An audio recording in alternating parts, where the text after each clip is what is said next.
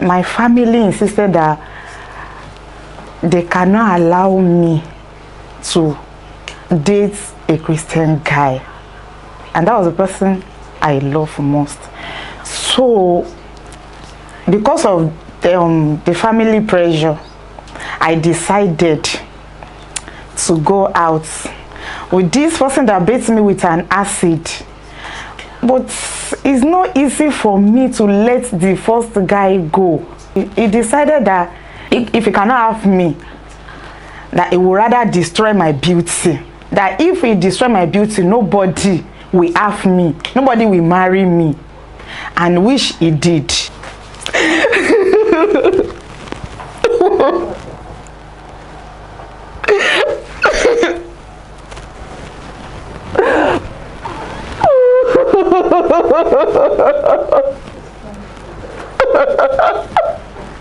In Nigeria, women with disabilities are not just grappling with negative social stereotypes, discrimination, and stigma.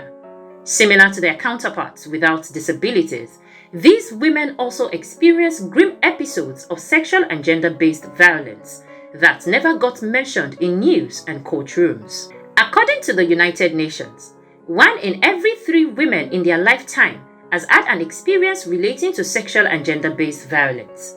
For women with disabilities who are further down the ladder of importance, they are 10 times susceptible to various forms of abuse and violation, primarily because of their gender and deepened on the basis of their disability. As it is found in the larger society, women with disabilities also embrace the silence culture for the fear of being stigmatized, abandoned, rejected, or losing favors from abuser. Investigation reveals that cases of sexual and gender-based violence reported by women with disabilities have close persons as perpetrators, such as family members, spouses, friends, and caregivers, making it more difficult for victims to speak out against abuse. Another factor debarring justice for these women is inaccessibility to information, knowing what to do, where to go, and how to get help.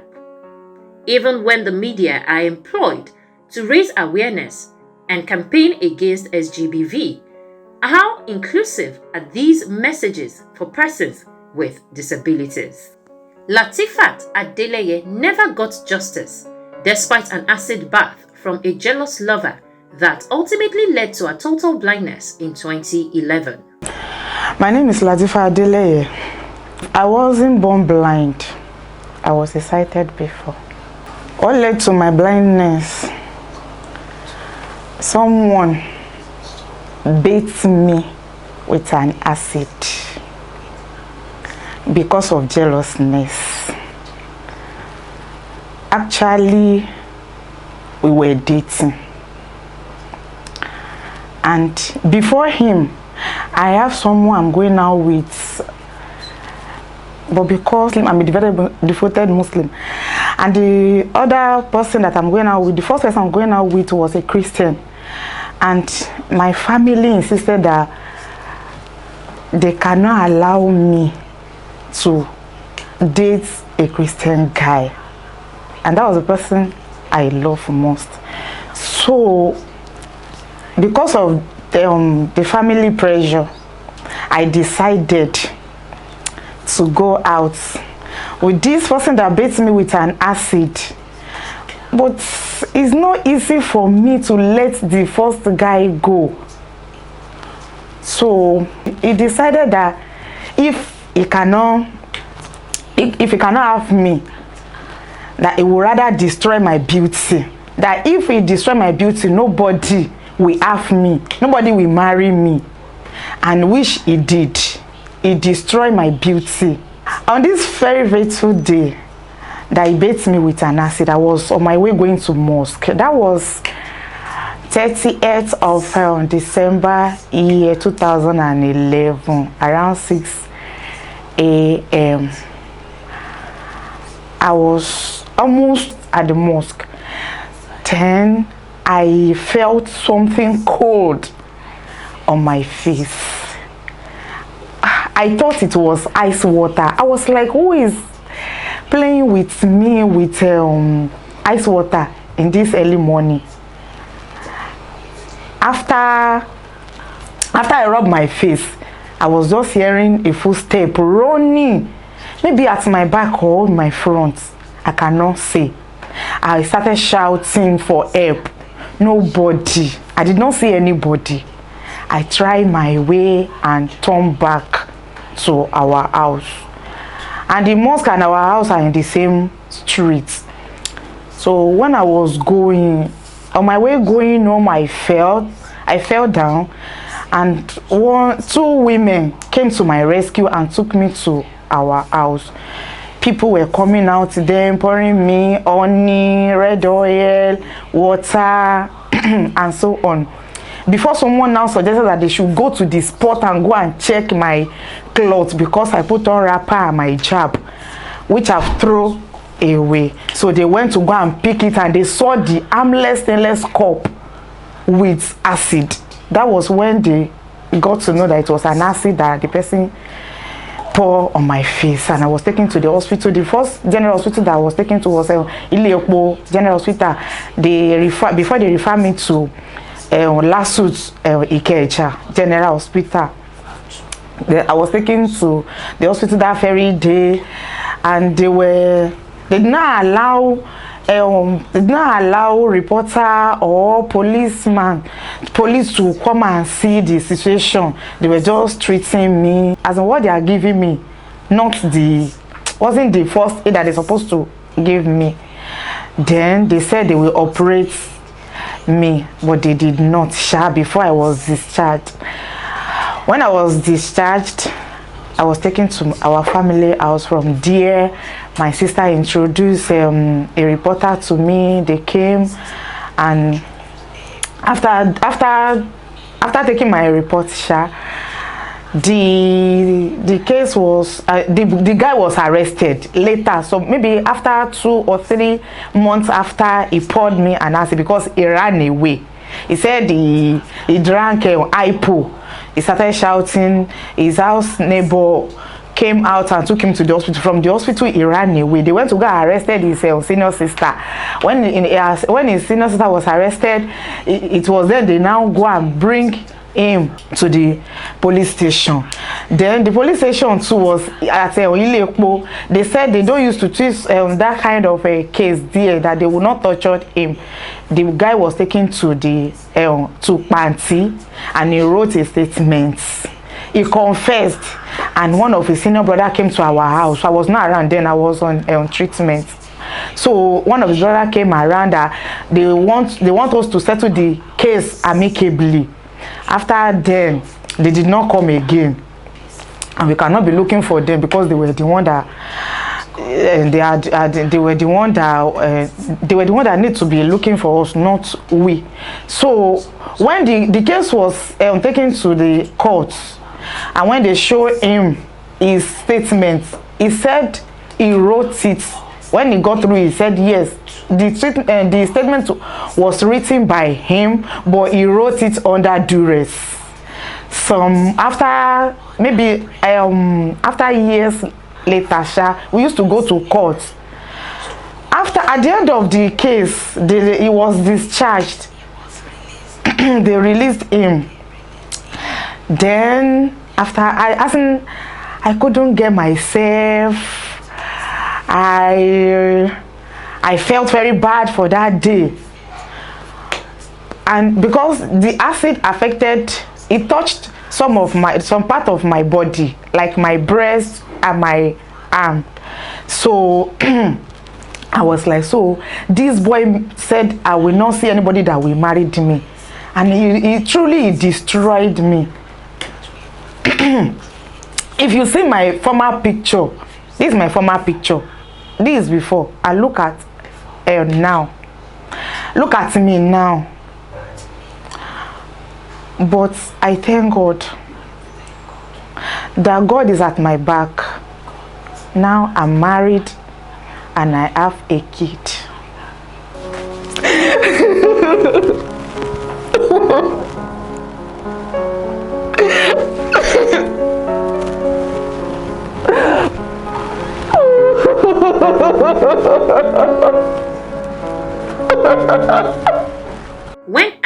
if she would love to reopen the case in court, seeking the face of justice. Latifat, with so much disbelief in the nation's justice system, rather prefers to move on with her life, especially now that she has got a family of her own.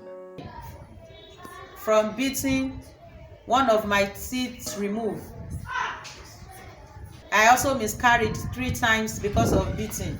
After enduring bouts of spousal abuse from her equally hearing-impaired husband, Yemisi Isado finally got the courage to walk away in 2020. My name is Yemisi Isado. I married my husband almost 22 years now. We have a child,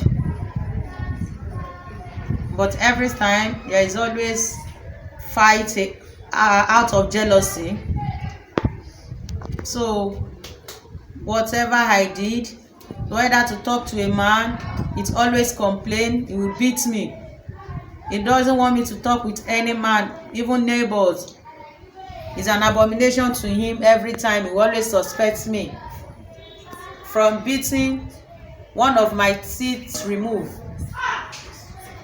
I also miscarried 3 times because of beating.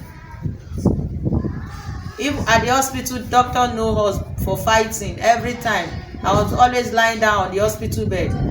Not until last year, April, he suspected me, saying, and my daughter was at home that time during lockdown.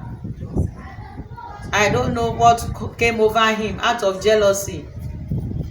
Just story, unnecessary story. There's sex, and he started beating me. Serious one. I got serious beating in the presence of my daughter. She was ready to kill herself. When my daughter saw that the problem is too much, that I don't want somebody to kill me, it's better we separate. Luckily, my daughter called the police at first tag. They came to help us. That is how they packed us to the police station. They asked us what I want. I told them I need peace of mind. I have BP because of this problem. My heart is always beating fast. My blood pressure is always high. And the police wrote the report that I should move out. My family knew about it, and I moved out with my daughter. From there, he never think about his daughter. I'm the only one responsible for her. Now, thank God, the girl is out. She has graduated from the university.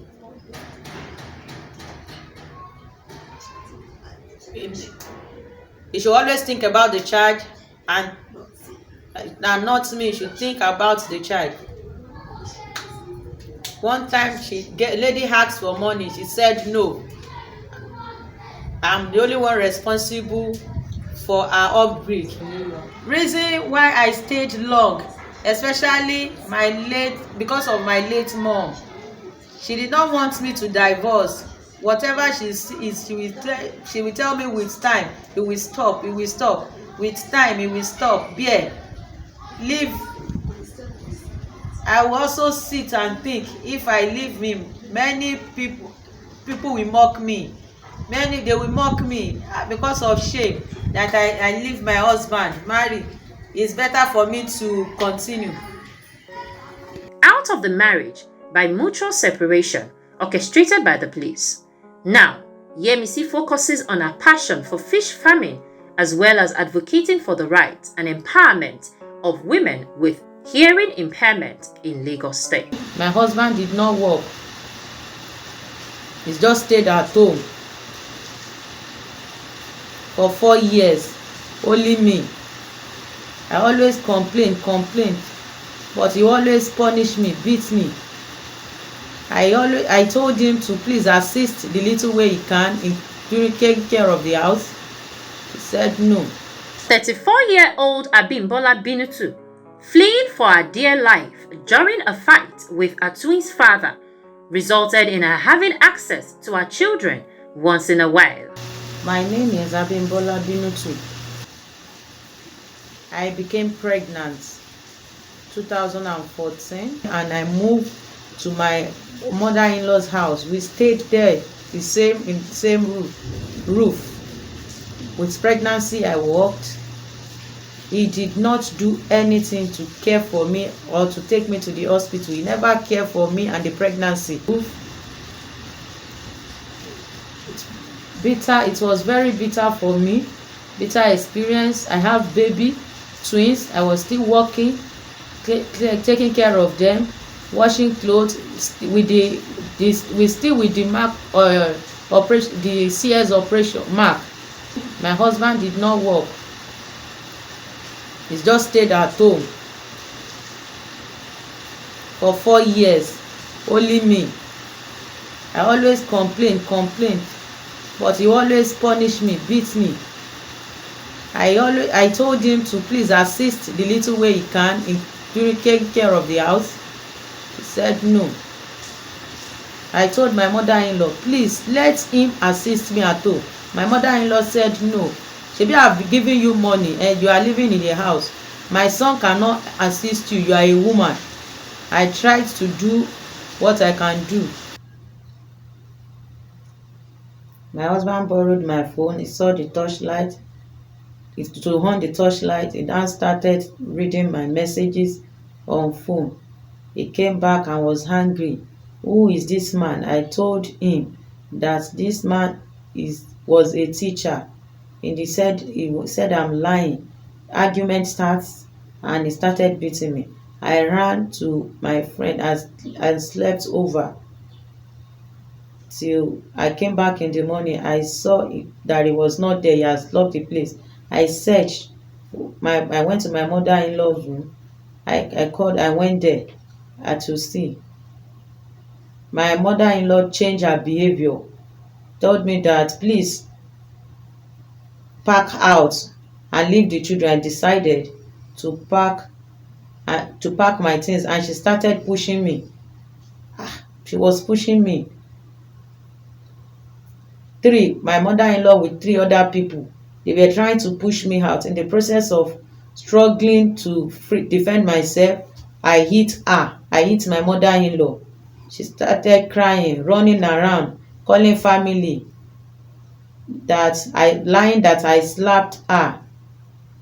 And to beg her, they told me to buy goats and kola nuts. I ran to I called my father to come and solve this matter. My father came, called on phone. They told him to call. Before he came, my mother-in-law has called different people. Only my father came and saw many people that we fight, that this I'm wrong, my behavior black. My father asked, did you slap your mother? I told him no. No, I did not slap my mother-in-law. I tried to explain. They did not listen. My children are sick. Why not tell me that my son is sick? I want to go and visit.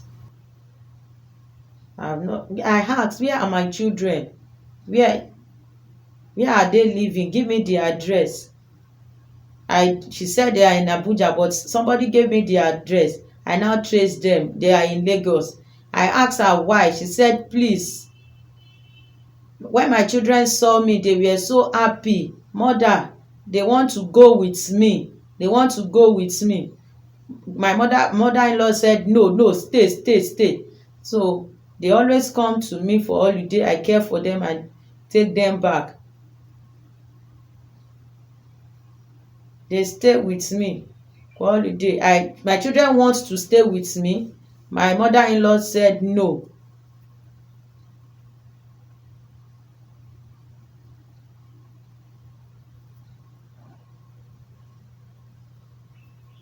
Government should support me to take my children back for me. With so much anguish and longing for her children, Abimbola admitted to not taking a step at the moment towards obtaining full custody of her twins because she doesn't know where to go for the much needed help.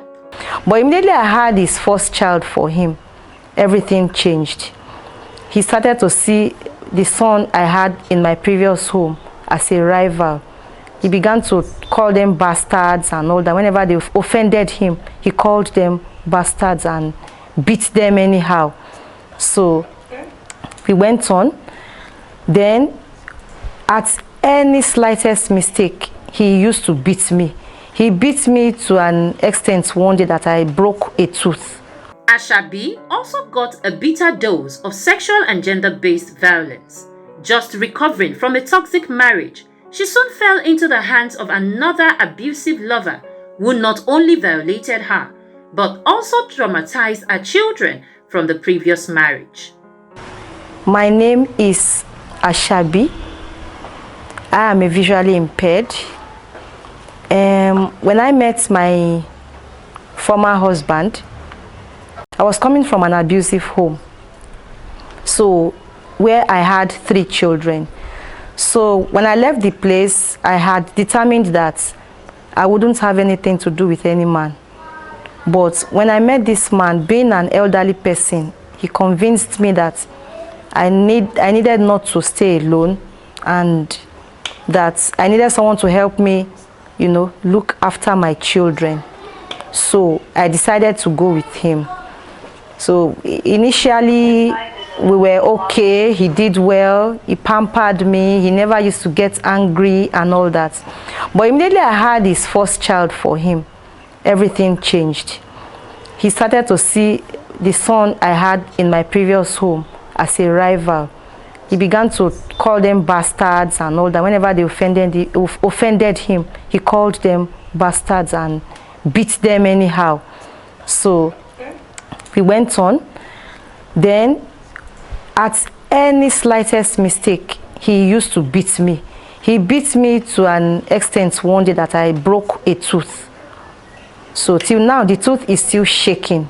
I did not remove it. They asked me to remove it. I said no, because it's a front tooth.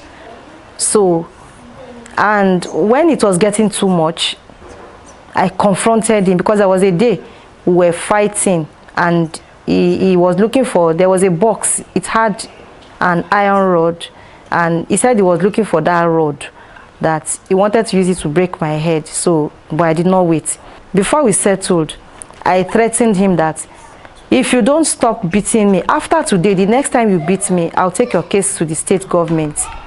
So he stopped, but he did not stop abusing me verbally, you know. And then when I was with him, I was responsible for the upkeep of the house. I was responsible for the children's feeding, their school fees, clothing, including himself. I was responsible for his welfare. So whenever I called him and said, "But this situation, I don't know, what are we doing about it?" he would tell me, "Pray now, it's you. Whenever you want things to change, things will definitely change." So I used to see myself as, what kind of a thing is this? So he used to tell me, there was a time we quarreled, and he told me that I should carry my 2 left legs out of his house. It was when I came into his home that his things started getting destroyed. That day I wept. And I wept because I did not have the money to move, because I was really tired of the whole thing. So I felt bad. And people told me again that if you leave his house, who will take care of you? Who will look after your children? And me too, I started thinking, but this thing is true. If I leave his house now, I'll start paying rent, I'll start buying the children's clothes and everything. And these were things I was doing, even while I was in his house. You know, there was a day he sent my son out of the house. He told me, he said because the boy did not sweep, and I was the one that sent him on errand. And we told him I sent him on errand, but he still beat the boy and sent him out of the house from 7 o'clock in the morning. When it was getting to around 6 in the evening, I called one of my brothers, and that was where the boy slept till the following day. So my brother brought the boy home and he settled everything for us. What made me left his house was that his daughter, because he has children with another woman before I met him, and my daughter, that's the one I brought from another home too, they quarreled, and instead of him to settle it for them, he told the girl that he said my daughter was trying to dictate to his daughter in her own house, in her own father's house. So I now thought of it, that what kind of implication will this have on this girl? Are you trying to tell her that this is not her father's house? So I decided that, okay, I needed to protect the interest of the children. If it were to be only me, I would have stayed and continued to receive the abuse. But the children, no, because I care so much about their future. I took all of them. I rented an apartment. Until today, we are there and we are living fine. I'm still continuing with my responsibilities. Then whenever he had any money, he spent it on cars. Yeah, and he would lie that someone gave him the car and all that. Meanwhile, we were hungry in the home. But today, though it's not there for us, but we are happy and we don't have any problem. Pushed but not crushed, Ashabi has made a decision to live for herself and her children. At the time of gathering this report, Ashabi has commenced steps in making her baby fathers responsible for the upkeep of their kids. A visit to the Lagos State Domestic and Sexual Violence Response Team shows that Latifat, Yemisi, Abimbola and Ashabi are not the only ones experiencing sexual and gender-based violence as a result of their diverse disabilities. 11 of such unpleasant cases have been formally reported between January and October 2021 alone, according to Barrister Titilola Vivo Adeniyi, the coordinator of the DSVRT office in Lagos State. If we look at the data, we started keeping data of persons, we started keeping that data this year. And this year we've been privileged to attend to 11 survivors of domestic and sexual violence. And these are persons that are experiencing one form of disability or the other.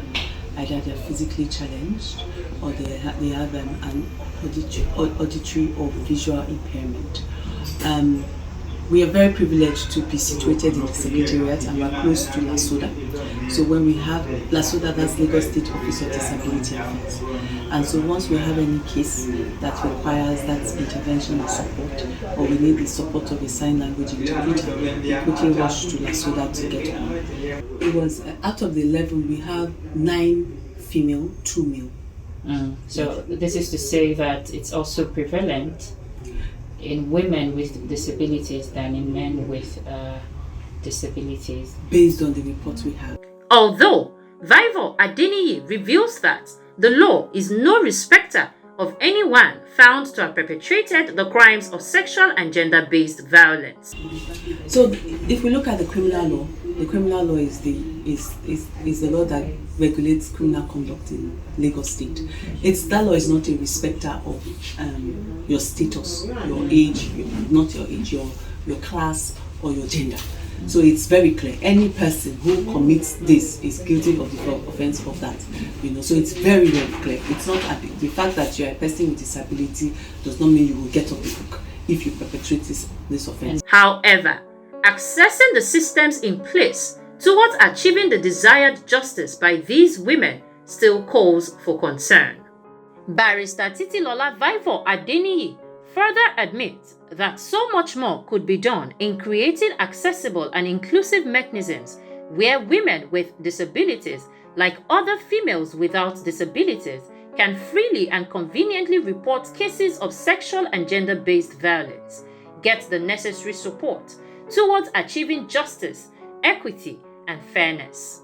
Here, we charge the Lagos State government to consider its teeming population of persons with disabilities as it reviews the state's over 14-year-old domestic violence law, ensuring that the law provides for the peculiar needs of this community, while also equipping and empowering its existing agencies to providing inclusive services where no one is left behind as part of efforts in creating safe spaces.